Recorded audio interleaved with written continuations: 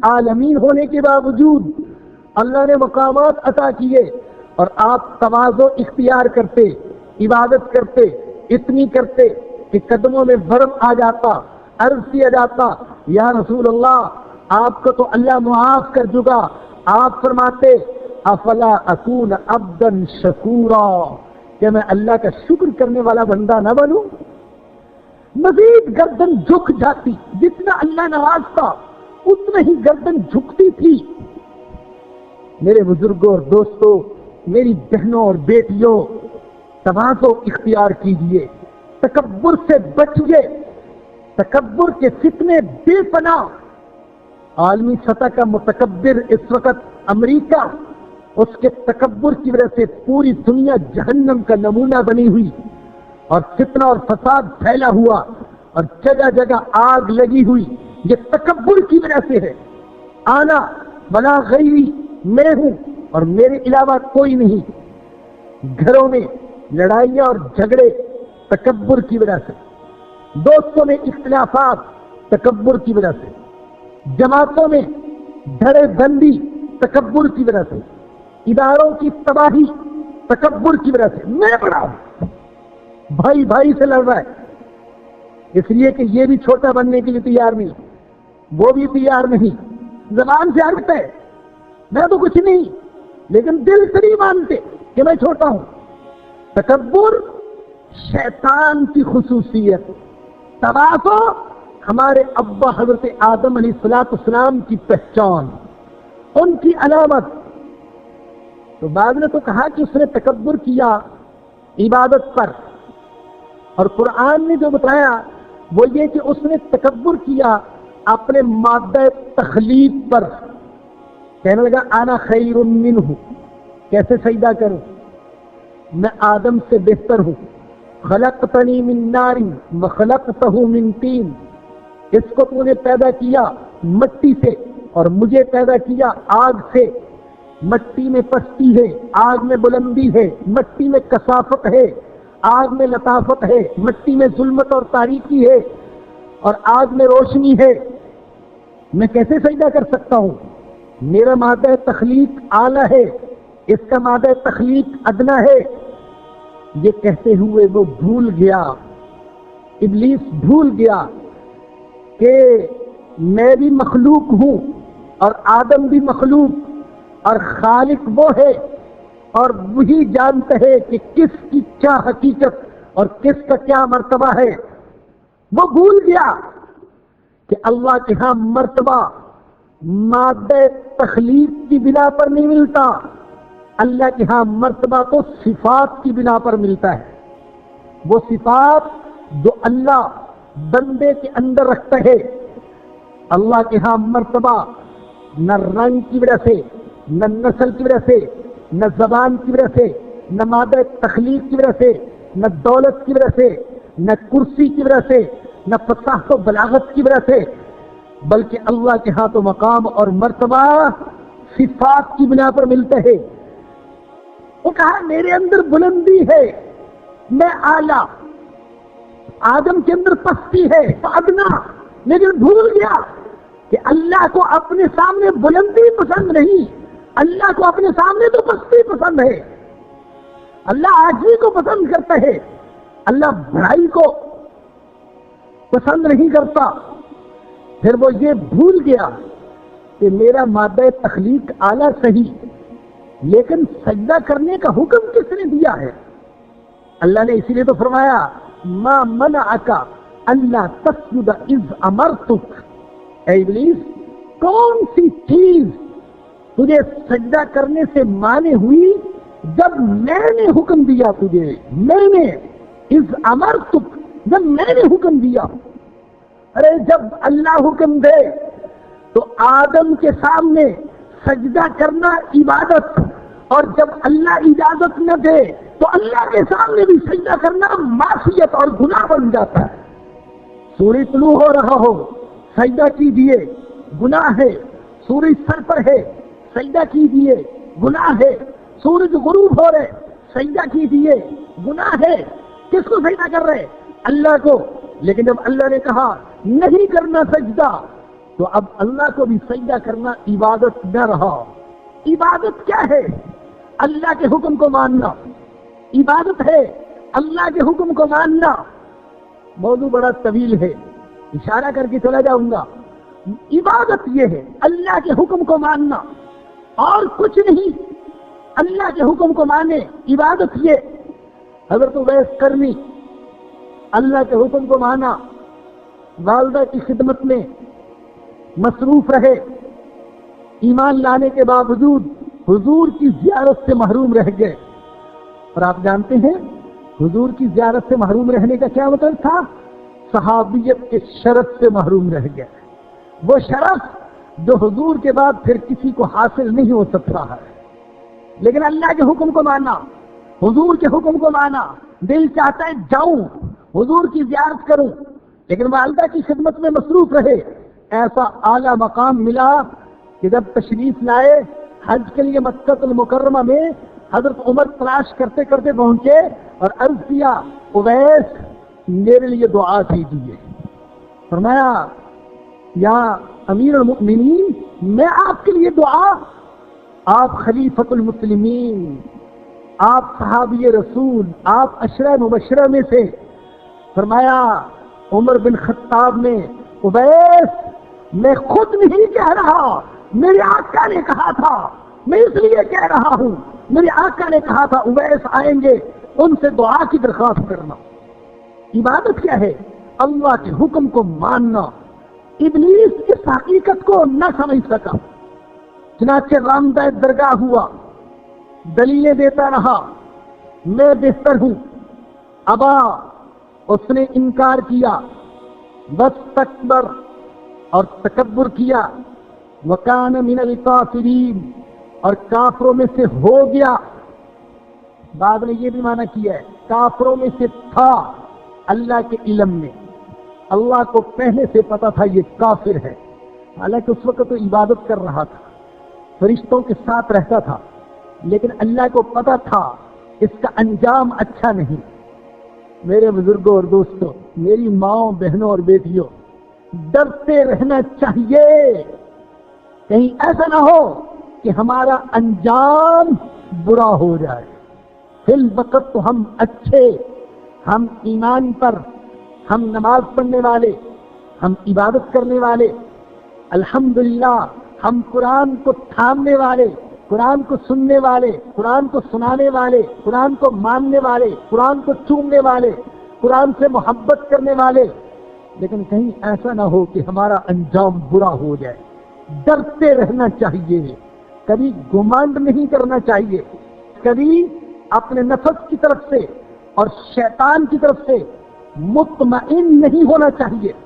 مکان من الکافرین اور تھا کافروں میں سے اللہ کے علم میں۔ وَقُلْنَا يَا آدَمُ اسْكُنْ، آدم علیہ السلام ایک عرصے تک تو اکیلے رہے، اکیلے کو وحشت ہوتی تھی۔ جنت تو ہے اور جنت میں کھانے پینے کے لیے بھی سب کچھ ہے، لیکن کوئی ہم سفر نہیں۔ اللہ نے سکون کے لیے حضرت حوا کو پیدا کر دیا، یہ انسان کی ضرورت ہے، اللہ نے انسان کو بنایا یہ ایسا ہے، اکیلا یہ اچھا نہیں لگتا۔ ایک بزرگ کے بارے میں ایک عالم نے مجھے بتایا کہ ان کی اہلیہ فوت ہو گئی، ایک دن میں ان کو وضو کرا رہا تھا، کچھ تکلیف پہنچی، اہلیہ یاد آ گئی تو عجیب الفاظ کہے، انہیں پنجابی میں کہا، اردو میں بھی سناتا ہوں، انہیں عجیب انداز سے کہا اے اللہ کلہ تے بس تو ہی چنگا لگنا، اللہ اکبر، اے اللہ اکیلا تو بس تو ہی اچھا لگتا ہے، اور کوئی اکیلا اچھا نہیں لگتا۔ اللہ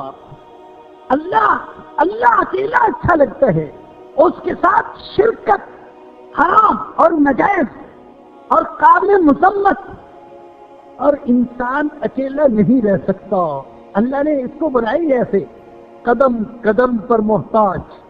اللہ نے آدم علیہ السلام کے لیے زوجہ کو پیدا کر دیا، حضرت حوا کو، اور کہا کہ تم اور تمہاری بیوی اسکن انت وزوجک الجنہ، تم اور تمہاری بیوی دونوں جنت میں رہو۔ علماء نے یہاں سے اخذ کیا ہے یہ مسئلہ کہ بیوی کے لیے مکان کا انتظام کرنا شوہر کی ذمہ داری ہے، اور اصول یہی ہے کہ بیوی اور شوہر اکٹھے رہیں۔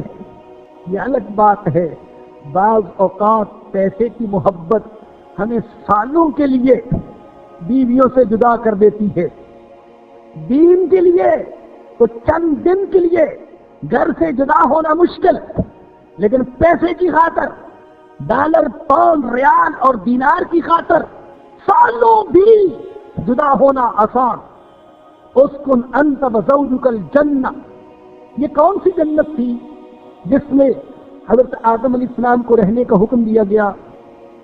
بعض حضرات کہتے ہیں اسی زمین پر کوئی جنت تھی، کوئی پرفضا مقام تھا، وہاں رہنے کا حکم دیا، لیکن اکثر حضرات فرماتے ہیں کہ اس سے مراد وہی جنت الماوا ہے جو اہل ایمان کا ٹھکانہ بنے گی، اور انشاءاللہ اس کے کسی کونے میں اللہ ہم گناہگاروں کو بھی جگہ عطا فرما دے گا۔ تو بعد نے کہا، اکثر حضرات نے یہی کہا کہ اس سے مراد جنت المأوا، دونوں یہاں رہو، وَكُلَا مِنْهَا، اور اس میں سے کھاؤ، رَغَدًا حَيْثُ شِئْتُمَا، جہاں سے چاہو اور خوب کھاؤ، وَلَا تَقْرَبَا هَذِهِ الشَّجَرَةَ، اور دیکھو اس درخت کے قریب نہیں جانا۔ اللہ نے جنت کے درختوں میں سے کوئی درخت متعین فرما دیا، فرمایا کہ اس کے قریب نہیں جانا۔ اصل میں تو اس درخت کا پھل کھانے سے منع کیا، لیکن قریب جانے سے بھی منع کر دیا۔ بعض اوقات ایسا ہوتا ہے انسان گناہ تو نہ کرے، گناہ کے قریب چلا جائے، گناہ کے سبب کے قریب، گناہ کی جگہ کے قریب چلا جائے، تو پھر گناہ میں مبتلا ہونا آسان ہوتا ہے۔ اس لیے اللہ نے کئی جگہ قریب جانے سے بھی منع فرمایا، فرمایا کہ بلا تقربوا مال الیتیم، یتیم کے مال کے قریب بھی نہ جاؤ، بلا تقربوا الزنا، زنا کے قریب بھی نہ جاؤ، بلا تقربوا الفواحش، بے حیائی کے کاموں کے قریب بھی نہ جاؤ۔ اسی لیے بعض اوقات جو اللہ والے کسی کی تربیت کرتے ہیں تو اس کو جائز کاموں سے بھی منع کر دیتے ہیں کچھ وقت کے لیے، تاکہ مشق ہو جائے۔ جب مشق ہو جاتی ہے تو پھر گناہ سے بچنا آسان ہو جاتا ہے۔ کسی پر پابندی لگا دی، کھانا زیادہ نہیں کھانا، کسی پر پابندی، بولنا کم ہے، بلکہ بعض اوقات یہ کہ بولنا ہی نہیں، بولو ہی مت، پابندی لگا دی۔ جائز تو ہے بولنا، لیکن تربیت کے لیے اور اس کو سکھانے کے لیے اور سدھارنے کے لیے جائز کام بھی منع کر دیا۔ تو یہاں پر فرمایا کہ بلا تقربا هذه الشجرة، اس درخت کے قریب نہ جانا، فتکونا من الظالمین، ورنہ تمہارا شمار بھی ان لوگوں میں ہوگا جو اپنا نقصان کر بیٹھتے ہیں۔ فَأَزَلَّهُمَ الشَّيْطَانُ عَنْهَا، پس شیطان نے بہکا کر ہمارے حکم کی تعمیل سے ان دونوں کو ہٹا دیا۔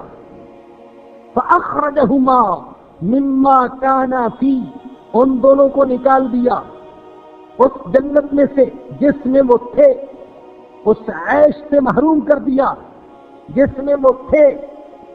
شیطان نے وسوسہ ڈالا، فوسوس لہم الشیطان، اللہ نے سورہ اعراف میں بیان کیا، فوسوس لہم الشیطان، شیطان نے وسوسہ ڈالا، لیبدی لہما ما بوری عنہما من سوآتہما، تاکہ ان کا ستر کھول دے، ان کو ننگا کر دے۔ وقال ما نہاکما ربکما عن هذه الشجرة الا ان تکونا ملکین او تکونا من الخالدین، اللہ نے جو روکا ہے کہ تم اس درخت کے قریب نہ جاؤ، تو اس لیے کہ اگر تم نے اس درخت کا پھل کھا لیا تو تم دونوں فرشتے بن جاؤ گے، اور اگر کھا لیا تو پھر ہمیشہ ہمیشہ کے لیے یہی رہو گے۔ وقاسمہما، اور قسمیں اٹھائی شیطان نے، انی لکما لمن الناصحین، قسمیں اٹھائی، اللہ کی قسم میں تمہارے خیر خواہوں میں سے ہوں، اچھا مشورہ دے رہا ہوں، فدلاہما بغرور، دھوکے سے ان کو بہکا دیا. فلما ذاق الشجرہ بدت لہما سوآتہما، جب درخت کا پھل چکھ لیا تو ان کا ستر کھل گیا. جب انسان شیطان کے قابو میں آ جاتا ہے تو بے حجاب ہو جاتا ہے، وہ بے حیائی پر اتر آتا ہے، وہ ننگا ہو جاتا ہے. شیطان نے جو کام کیا ان کو درخت کا پھل کھلا کر اللہ کہتے عریاں کر دیا، ننگا کر دیا، لباس سے، ستر سے، حجاب سے محروم کر دیا.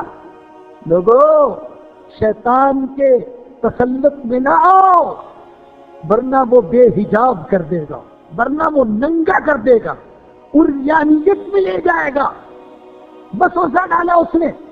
اور یاد رکھیے، وسوسہ شیطان کا سب سے مؤثر ہتھیار ہے، اس سے زیادہ مؤثر ہتھیار کوئی نہیں. وسوسے کے ذریعے سے وہ سفید کو سیاہ اور سیاہ کو سفید، حق کو باطل اور باطل کو حق، سچ کو جھوٹ اور جھوٹ کو سچ بنا کر دکھا دیتا ہے. اللہ کے نبی شیطان کے وسوسے سے پناہ مانگتے تھے، اور اللہ نے قرآن کریم کی آخری سورت میں وسوسہ ڈالنے والوں کے شر سے پناہ مانگنے کا حکم دیا.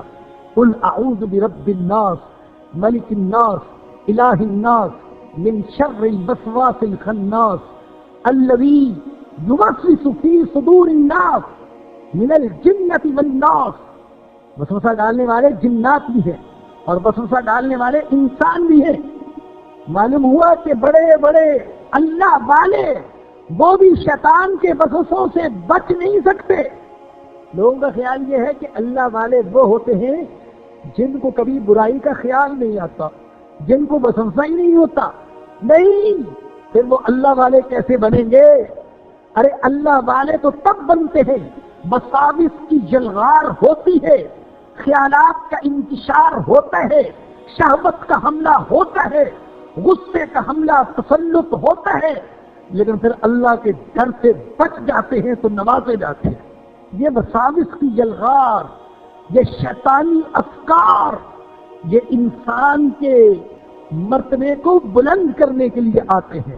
تم بھی یہ باد مخالف سے نہ گھبرا اے عقاب، یہ تو چلتی ہے تجھے اونچا اڑانے کے لیے. یہ وساوس بسا اوقات انسان کو اللہ کے قریب کر دیتے ہیں. کیسے؟ شیطانی خیالات کا مقابلہ کرتا ہے اللہ کے ڈر سے تو اللہ کا قرب حاصل ہوتا ہے. حضرت آدم علیہ السلام بہکاوے میں آ گئے، لیکن یہ اجتہادی غلطی تھی. یاد رکھیں، نبی کے دامن عصمت پر انگلی نہیں اٹھانا. انگلی اٹھائیں گے تو ہم ایمان سے محروم ہو جائیں گے. یہ ایک اجتہادی غلطی تھی. اجتہادی غلطی کیا ہوتی ہے؟ اللہ کا نبی یا کوئی انسان ایک کام کرتا ہے اپنے خیال میں پوری طرح سوچ سمجھ کر اللہ کی رضا کے لیے، لیکن اس میں اللہ کی رضا نہیں ہوتی. اجتہادی غلطی. حضرت موسیٰ علیہ السلام نے تھپڑ مارا قبطی کو، ظالم تھا، مظلوم کی مدد کی اور قبطی مر گیا، قتل ہو گیا. یہ ایک اجتہادی غلطی تھی. حضرت موسیٰ علیہ السلام کا مقصد قتل کرنا نہیں تھا، سزا دینا تھا، لیکن قتل ہو گیا. جنگ احد کے قیدی نبی اکرم صلی اللہ علیہ وسلم نے چھوڑ دیے فدیہ لے کر. اللہ نے ناراضگی کا اظہار کیا. لولا کتاب من اللہ سبق لمسکم فیما اخذتم عذاب عظیم. بڑے سخت الفاظ. اجتہادی غلطی تھی. مقصد معاذ اللہ نفس کی پرستش نہیں تھی، مقصد اللہ کی پرستش تھی. حضرت آدم علیہ السلام نے سوچا یہ قسمیں اٹھا رہا ہے، بڑا عبادت گزار، قسمیں اٹھا رہا ہے. کھا لو گے تو فرشتے بن جاؤ گے، کھا لو اللہ کے قریب رہو گے، کھا لو گے تو جنت میں رہو گے. اور کیا چاہیے تھا؟ آدم اور حوا کو علیہ السلام اجتہادی غلطی ہو گئی. اللہ اکبر. لیکن اللہ نے پکڑ لیا. وَقُلْنَا اهْبِطُوا بَعْضُكُمْ لِبَعْضٍ عَدُوٌّ. ہم نے کہا اتر جاؤ جنت سے، تم دنیا میں ایک دوسرے کے دشمن ہو گئے. وہ سکون جو جنت میں ہے وہ نہیں ملے گا، وہ راحت جو جنت میں تھی وہ نہیں ملے گا.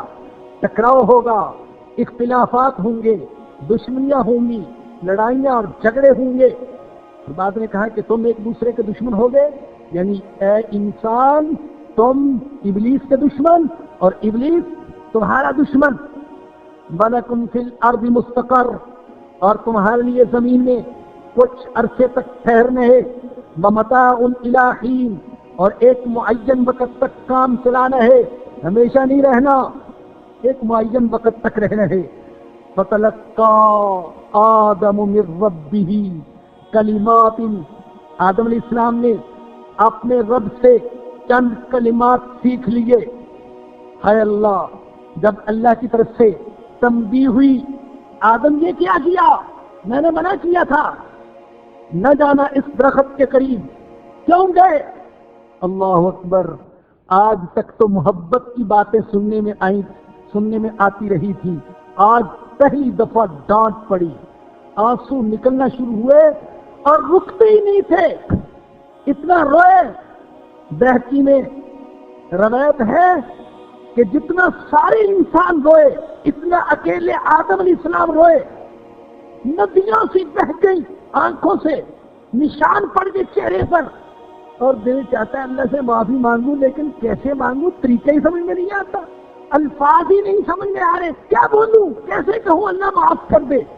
اس موقع پر بھی اللہ نے دستگیری فرمائی، اے آدم میں سکھاتا ہوں، یوں مانگو، ربنا ظلمنا انفسنا، اے ہمارے رب ہم نے اپنے اوپر ظلم کیا، وَإِن لَّمْ تَغْفِرْ لَنَا وَتَرْحَمْنَا لَنَكُونَنَّ مِنَ الْخَاسِرِينَ، اگر تو نے معاف نہ کیا اور رحم نہ کیا تو ربا ہم تباہ ہو جائیں گے، ہم خسارہ اٹھانے والوں میں سے ہو جائیں گے. اللہ کے سامنے رونا بہت بڑی نعمت ہے. یہ دو قطرے ایسے ہیں کہ ساری دنیا مل کر ان کا مقابلہ نہیں کر سکتی. ایک خون کا قطرہ جو میدان جنگ میں مجاہد کے جسم سے ٹپکتا ہے، اور ایک آنسو کا قطرہ جو بندے کی آنکھوں سے اللہ کے سامنے ندامت کی وجہ سے ٹپکتا ہے. یہ ایک قطرہ اس جہنم کو بجھا دیتا ہے جس جہنم کو ساتوں سمندر نہیں بجھا سکتے. مانگا اللہ سے، اللہ معاف فرما دے. فتاب علیہ، اللہ نے توبہ قبول کر لی اور کیا فرمایا، انہو هو التواب الرحیم، بے شک وہ بڑا توبہ قبول کرنے والا، بڑا رحم کرنے والا ہے. لوگوں یہ مت سمجھنا کہ میں نے صرف آدم کی توبہ قبول کی. اے آدم کے بیٹو، اے آدم کی بیٹیوں، تم سے بھی اگر گناہ ہو جائے تو تم بھی توبہ کر لو، میں تمہاری بھی توبہ قبول کر لوں گا. اللہ نے حضرت یونس علیہ السلام کا ذکر کیا نا، یونس علیہ السلام نے مچھلی کے پیٹ میں پکارا، لا الہ الا انت سبحانک انی کنت من الظالمین. اللہ کہتے فاستجبنا لہ، ہم نے یونس کی دعا کو قبول کر لیا، ونجیناہ من الغم، اور اس کو غم سے نجات دے دی. آگے کیا فرمایا، وَكَذَلِكَ نُنْجِي الْمُؤْمِنِينَ، ایمان والوں مت سمجھنا کہ صرف یونس کے پکارنے سے اس کو غم سے نجات دی تھی، تم بھی پکارو گے تو تمہیں بھی میں غم سے نجات دے دوں گا. وہاں پر بھی یہی فرمایا، یہاں پر بھی یہی، انہو هو التواب، بے شک وہ بڑا توبہ قبول کرنے والا. تواب مبالغے کا صیغہ ہے، بہت توبہ قبول کرنے والا. وہ صرف توبہ قبول ہی نہیں کرتا، اسباب توبہ فراہم بھی کرتا ہے. اور پھر ساتھ فرمایا الرحیم، وہ توبہ ہی قبول نہیں کرتا، وہ گناہ ہی معاف نہیں کرتا، وہ مزید فضل و کرم بھی کرتا ہے. ایک ڈاکو، چور، زانی، شرابی، بے نماز توبہ کرتا ہے تو اللہ صرف اس کے پچھلے گناہوں کو معاف ہی نہیں کر دیتا، بعض اوقات ایسا بھی ہوتا ہے اس چور اور ڈاکو کو ولی اور قطب بھی بنا دیتا ہے. الرحیم، مزید فضل کرتا ہے. ایسا بھی کرتا ہے وہ توبہ کرنے والوں کے ساتھ کہ توبہ کرتا ہے تو صرف گناہوں کو معاف نہیں کرتا، اس کے گناہوں کو نیکیوں میں بدل دیتا ہے. الا من تاب وآمن وعمل عملا صالحا فاولئک یبدل اللہ سیئاتہم حسنات. 70 سال کا گناہگار تھا، توبہ کی، اللہ نے کہا میرے فرشتوں یہ رو رہا ہے، یہ سفید بالوں والا بوڑھا 70 سال تک نافرمانی کرتا رہا، اعلانیہ بھی گناہ کرتا رہا اور چھپ چھپ کر بھی گناہ کرتا رہا، اس کو تو شرم نہیں آئی، لیکن مجھے اس کے سفید بالوں سے شرم آتی ہے۔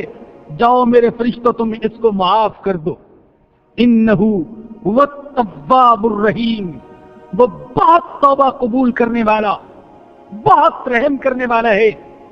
الحمدللہ، اللہ کا لاکھ لاکھ شکر ہے کہ میں اکثر و بیشتر دلوں میں توبہ کا چراغ روشن کرنے کے لیے اور امید کی شمع روشن کرنے کے لیے اور اللہ کی رحمت کی طرف متوجہ کرنے کے لیے اللہ کے تواب ہوا، اللہ کے رحیم ہونے کا ذکر کرتا رہتا ہوں، اور انشاءاللہ زندگی بھر اس کا تذکرہ کرتا رہوں گا، تاکہ اللہ مجھے اور مجھ جیسے ہزاروں لاکھوں گناہگاروں کو توبہ کی توفیق عطا فرما دے۔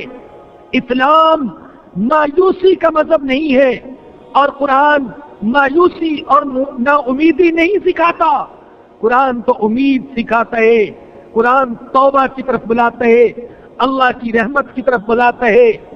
الحمدللہ، ہم نے جس مسجد کا سنگ بنیاد رکھا اس کا نام بھی مسجد توابین رکھا، توبہ کرنے والے، اس لیے کہ اللہ فرماتے ہیں ان اللہ یحب التوابین، بے شک اللہ پسند کرتے ہیں، محبت کرتے ہیں توبہ کرنے والوں سے، گویا کہ توبہ کرنے والے اللہ کے محبوب ہیں، اللہ کے پیارے ہیں۔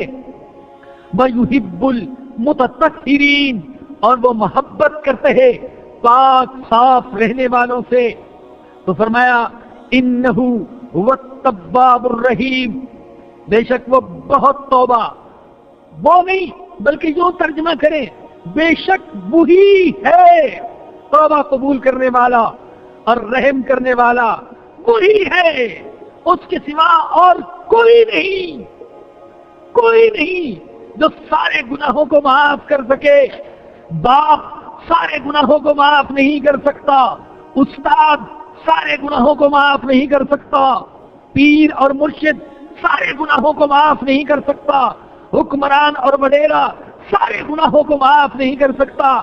یہ شان صرف ایک اللہ کی ہے، وہی ہے سارے گناہوں کو معاف کرنے والا اور سب کے گناہوں کو معاف کرنے والا، چاہے کالا ہو یا گورا، چھوٹا گناہگار ہو یا بڑا، نوجوان ہو یا بوڑھا، کافر اور مشرک ہو یا فاسق اور فاجر، شرابی اور زانی ہو یا بے نماز، بس وہی ہے سب کے اور سارے گناہ معاف کرنے والا اور توبہ کرنے والا۔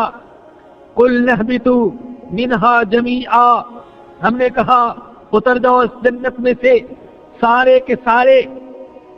یہ حکم پہلے بھی تھا، یہ حکم یہاں پر بھی ہے، لیکن دونوں میں فرق، پہلا حکم بطور سزا کے تھا اور دوسرا حکم خلاف الہیہ کی تکمیل کے لیے، اس لیے کہ اللہ نے زمین کو بسانے کا، آباد کرنے کا فیصلہ کر لیا تھا۔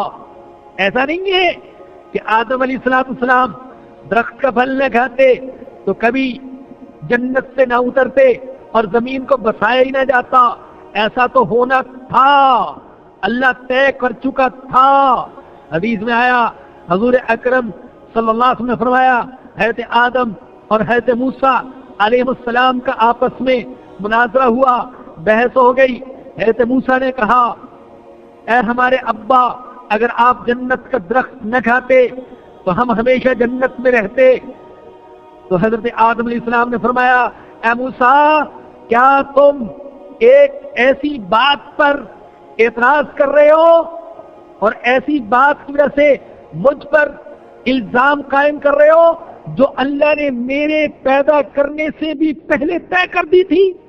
اللہ نے تو طے کر لیا تھا کہ زمین میں بسانا ہے، آدم کو بسانا ہے، آدم کی اولاد کو بسانا ہے۔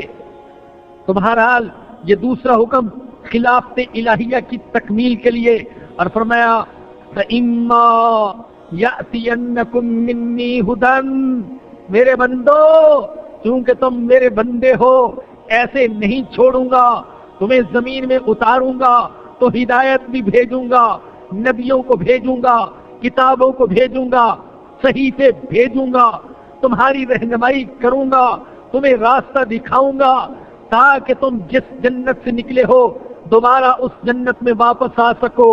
فَإِمَّا يَأْتِيَنَّكُم مِّنِّي هُدًى، اگر تمہارے پاس آئی میری طرف سے ہدایت، فَمَن تَبِعَ هُدَايَ، جس نے اتباع کی میری ہدایت کی، فَلَا خَوْفٌ عَلَيْهِمْ، نہ ان پر کوئی خوف، وَلَا هُمْ يَحْزَنُونَ، نہ ان پر کوئی غم۔ خوف مستقبل کا ہوتے، غم ماضی کا ہوتے، اللہ کہتے ہیں مستقبل کا ڈر بھی نہیں ہوگا، ماضی کا غم بھی نہیں ہوگا۔ اور یاد رکھیں کہ آخرت میں تو ہوگا نہیں، دنیا میں بھی جو اللہ کی ہدایت پر چلتے ہیں انہیں نہ غم ہوتے نہ خوف ہوتے۔ والذین کفروا وکذبوا بآیاتنا، اور وہ لوگ جنہوں نے کفر کیا اور ہماری آیات کو جھٹلایا، اولئک اصحاب النار، یہی ہیں آگ والے، دوزخ والے، ہم فیہا خالدون، وہ اس میں ہمیشہ رہیں گے۔ وآخر دعوانا الحمدللہ رب العالمین۔ آخر میں دو اعلان۔ پہلا اعلان تو حقیقت میں آپ کے لیے ایک بڑی حوصلہ افزا خبر ہے، وہ یہ کہ یہ درس قرآن و حدیث جو کہ انٹرنیٹ پر بھی نشر کیا جا رہا ہے، ساتھیوں نے اطلاع دی ہے کہ اس درس سننے والوں کی تعداد الحمدللہ اب 10 لاکھ سے بھی زیادہ ہو گئی، اور یہ وہ لوگ ہیں جو کہ فرنٹ پیج سے آتے ہیں جہاں پر باقاعدہ کاؤنٹر لگا ہوا ہے، لیکن جو لوگ براہ راست آ جاتے ہیں وہ اس تعداد میں شامل نہیں، ان کو بھی شمار کیا جائے تو ہمارا اندازہ یہ ہے، صحیح تعداد تو نہیں بتا سکتے، اندازہ یہ ہے کہ ہو سکتا ہے 15 سے 20 لاکھ تک کی بھی تعداد ہو، اور دنیا کے 40 سے زیادہ ممالک میں اللہ نے ہماری اس کمزور سی آواز کو پہنچا دیا۔ اگر ہمارے جیسے کمزوروں کی آواز اللہ لاکھوں انسانوں تک اور 40 ممالک تک پہنچا سکتا ہے، تو آپ میں سے جن کو اللہ نے زیادہ قوت، زیادہ طاقت، زیادہ علم، زیادہ فصاحت، زیادہ وسائل، نشر و اشاعت کے وسائل دیے ہیں، وہ اگر ہمت کریں قرآن کو پھیلانے کی، دین کو پھیلانے کی، تو انشاءاللہ ان کی آواز ہم سے بھی زیادہ ملکوں میں اور زیادہ افراد تک پہنچے گی۔ دوسرا اعلان یہ ہے کہ اگلے درس میں انشاءاللہ العزیز درس کے اختتام پر میری بیٹی کا سنت کے مطابق سادگی کے ساتھ نکاح ہوگا، اور عمومی اعلان کرنے کا مقصد اصل میں ترغیب دینا ہے کہ ہم رسم و رواج کو چھوڑ کر تکلفات، نمود و نمائش اور دکھاوے کو چھوڑ کر نبی کی سنت کے مطابق سادگی کے ساتھ نکاح کریں، انشاءاللہ اسی میں برکت ہوگی۔ تو اس نکاح کی تقریب میں بھی ضرور شرکت فرمائیے گا۔ اور ایک اور خوشخبری، یقیناً یہ آپ کے لیے خوشخبری ہے میرے ساتھ محبت کا تعلق کی وجہ سے، کہ نکاح کے اگلے روز انشاءاللہ عمرے کے لیے روانگی ہو جائے گی، اور اس میں ایک درس تو آپ کو کیسٹ کے ذریعے سے سنایا جائے گا جو کہ میں ٹیپ کر کے چلا جاؤں گا، اور دوسرے درس میں انشاءاللہ کوئی نہ کوئی عالم دین وہ تشریف لائیں گے اور آپ کے سامنے بیان کریں گے۔ آپ حضرات میری عدم موجودگی میں بھی درس کی نشست کو آباد رکھیں جیسا کہ میری موجودگی میں آباد رکھتے ہیں۔ انشاءاللہ میں آپ کو حرمین شریفین میں دعاؤں میں یاد رکھوں گا، آپ مجھے دعاؤں میں یاد رکھیں۔ اللہ میرا وہاں جانا اور وہاں کا عمرہ، زیارت اور سفر قبول فرما لے۔ اللہ ہم سب کو اپنی محبت، اپنے نبی کی محبت، نبی کے شہر کی محبت اور اپنی کتاب مقدس کی محبت عطا فرمائے۔ آخر دعوانا الحمدللہ رب العالمین، الحمدللہ رب العالمین، والصلاة والسلام على سید الانبیاء والمرسلین۔ ربنا ظلمنا انفسنا وان لم تغفر لنا وترحمنا لنكونن من الخاسرین۔ یا ارحم الراحمین، یا رب العالمین، یا ستار، یا غفار، یا عفو، یا تواب، یا رحمان، یا رحیم، محض اپنے فضل و کرم سے ہمارے گناہوں کو معاف فرما دے۔ اللہ صغیرہ کبیرہ خفیہ اعلانیہ سارے گناہوں کو معاف فرما دے۔ اللہ فضل فرما دے، اللہ کرم فرما دے، اللہ رحم فرما دے۔ اللہ یہود و نصارہ والی خصلتوں سے، یہود و نصارہ والی عادتوں سے، علامتوں سے، نشانیوں سے، بیماریوں سے، کمزوریوں سے، بدعملیوں سے اللہ بچنے کی ہمیں توفیق عطا فرما۔ اللہ حق بولنے والے بنا، سچ بولنے والے بنا، اللہ عمل کرنے والے واعظ بنا، اللہ بے عمل واعظ نہ بنانا، اللہ خشوع کے ساتھ، خضوع کے ساتھ نماز پڑھنے والے بنا، اللہ عاجزی کے ساتھ، انکساری کے ساتھ، تواضع کے ساتھ اور یقین کے ساتھ تجھ سے مانگنے کی توفیق عطا فرما، مانگتے رہنے کی توفیق عطا فرما۔ اللہ تجھ سے مانگتے مانگتے زندہ رہیں اور مانگتے مانگتے دنیا سے چلے جائیں۔ اللہ تجھ سے مانگنے والے بنا، اللہ تجھ سے ڈرنے والے بنا، تجھ سے محبت کرنے والے بنا، تیری طرف رغبت کرنے والے بنا، تیری ملاقات کا شوق رکھنے والے بنا، تیرے دیدار کے لیے تڑپنے والے بنا۔ اللہ تیری رحمت کے مستحق بنا، اللہ تیری برکتوں کے مستحق بنا۔ اللہ تو رحمت نازل فرما، برکت نازل فرما ہم پر، ہماری اولاد پر، ہمارے متعلقین پر، ہمارے گھروں پر، ہمارے کاروبار پر، اللہ ہمارے شہر پر، اللہ ہمارے ملک پر۔ اللہ ہماری بدعمالیوں کی وجہ سے اس شہر میں، اس ملک میں بدامنی کی، فتنہ اور فساد کی آگ لگی ہوئی ہے۔ اللہ تو اس آگ کو ٹھنڈا فرما دے، اللہ ٹھنڈا فرما دے۔ اللہ ہم سب کو حرمین شریفین کی زیارت نصیب فرما، بار بار نصیب فرما، اور اے اللہ ایسی حاضری نصیب فرما کہ تیرے ہاں قبول ہو جائے۔ اللہ قبول فرما لے، اللہ قبول فرما لے۔ اللہ ہمارے حج، ہمارے عمرے، ہماری زیارتیں، ہمارے سفر اللہ قبول فرما لے۔ اللہ اپنے فضل و کرم سے قبول فرما لے۔ اللہ اس درس قرآن و حدیث کو پوری دنیا میں قبولیت عطا فرما، مقبولیت عطا فرما۔ یا اللہ سننے والے، شرکت کرنے والے اور تعاون کرنے والے، اشاعت کرنے والے یہاں ہوں یا دنیا میں کہیں بھی، اللہ سب پر اپنی رحمت نازل فرما۔ اللہ ان کے سننے سنانے کو، حاضری کو، ان کی محنت کو، تعاون کو اللہ قبول فرما، اپنے فضل و کرم سے قبول فرما۔ جسمانی اور روحانی ساری بیماریوں سے شفا نصیب فرما۔ اللہ ہمارے مرحومین کی مغفرت فرما، ان کے گناہوں کو معاف فرما، نیکیوں کو قبول فرما۔ اللہ ایمان والی زندگی عطا فرما، ایمان والی موت نصیب فرمانا۔ اللہ قرآن کی عظمت عطا فرما، قرآن کو ہمارا ساتھی بنا دے، زندگی کا ساتھی، قبر کا ساتھی، حشر کا ساتھی، جنت کا ساتھی۔ اللہ قرآن کے سارے حقوق ادا کرنے کی توفیق عطا فرما۔ ربنا آتنا فی الدنیا حسنۃ وفی الآخرۃ حسنۃ وقنا عذاب النار۔ ربنا تقبل منا انک انت السمیع العلیم وتب علینا انک انت التواب الرحیم۔ صلی اللہ تعالی علی رسولہ وخیر خلقہ سیدنا و مولانا محمد وآلہ وصحبہ واہل بیتہ اجمعین، آمین برحمتک یا ارحم الراحمین۔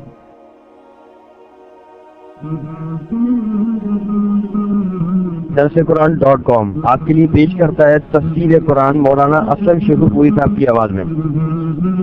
اور اللہ کہتا ہے یاد کرنے کے لیے آسان، پڑھنے کے لیے آسان اور سمجھنے کے لیے آسان۔ اس کے علاوہ اس مقبول ویب سائٹ پر آپ سنیے معروف عالم دین کے